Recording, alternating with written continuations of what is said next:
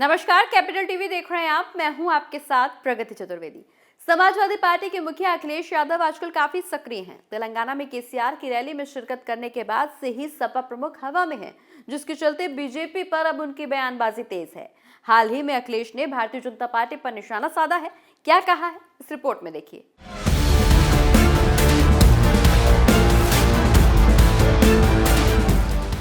अखिलेश यादव लगातार बीजेपी पर आक्रामक हैं। हाल ही में सपा प्रमुख ने फिर से बीजेपी को आड़े हाथों लिया।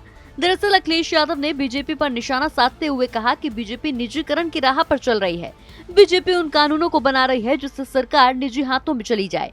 इन समस्याओं को समाजवादी विचारधारा ही खत्म कर सकती है। आज गरीब या कोई भी न्याय की उम्मीद नहीं कर सकता। इतना ही नहीं, अखिलेश यादव ने दावा किया कि 2024 के लोकसभा चुनाव में बीजेपी का पूरी तरह से सफाया हो जाएगा और सपा का परचम लहराएगा। देखिए, बीजेपी इस बार हो सकता है 80 सीटें हार जाए। जो ये कहती हो पार्टी कि हम बरसों बरसों रहेंगे, याद कीजिए, यही कहते थे ना कि 50 साल राज करेंगे, और वो लोग 400 दिन की बात कर रहे थे और आज तो 2 दिन चले गए 398।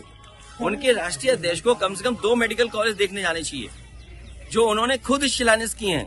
अगर वो 2 मेडिकल कॉलेज चले जाएंगे तो अपने आप कह देंगे कि उत्तर प्रदेश में कितनी लोकसभा जीतेंगे वो। अखिलेश यादव ने कहा कि इस बार चुनाव में बीजेपी 80 सीटें हारेगी। बीजेपी सरकार सोचती है कि हर समस्या का समाधान होर्डिंग और बोर्ड लगवाने से हो जाता है, इसलिए जनता बीजेपी से त्रस्त है। अगले चुनाव में बीजेपी की विदाई तय है। अब बीजेपी को अपनी उल्टी गिनती के काउंटडाउन का डिजिटल बोर्ड लगवा देना चाहिए। बता दें कि पिछले कुछ दिनों से अखिलेश यादव काफी सक्रिय नजर आ रहे हैं। इससे पहले कन्नौज में भी अखिलेश यादव ने बीजेपी को आड़े हाथों लेते हुए कहा था कि कन्नौज का विकास बीजेपी की वजह से रुका है। कन्नौज में जितना विकास हुआ है वो समाजवादियों की देन है। ये सरकार उद्योगपतियों की सरकार है। वहीं जोशीमठ में पहाड़ों पे दरार पर भी अखिलेश यादव ने बीजेपी को कटघरे में खड़ा किया। अखिलेश यादव ने कहा कि राजनीतिक प्रभाव से वैज्ञानिकों पर दबाव बनाकर जोशीमठ की दरारों की सच्चाई छिपाने की बीजेपी सरकार कोशिश कर रही है, जो कि घोर निंदनीय है। लाखों लोगों की जिंदगी दांव पर लगी होने की वजह से ये बहुत गंभीर विषय है। जोशीमठ की परियोजनाओं के बारे में पर्यावरण प्रभाव आकलन की रिपोर्ट का खुलासा होना चाहिए।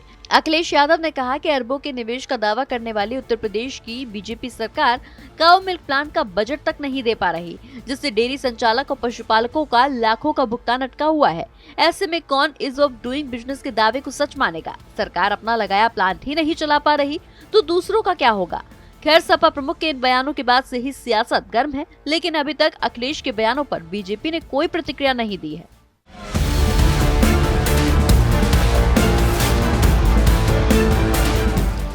तो अखिलेश यादव भले ही बीजेपी पर कितने भी आरोप लगा ले, लेकिन सच तो ये है कि अब सपा के पास कोई मुद्दा नहीं बचा है 2024 के लोकसभा चुनाव के लिए जनता से जुड़ने का।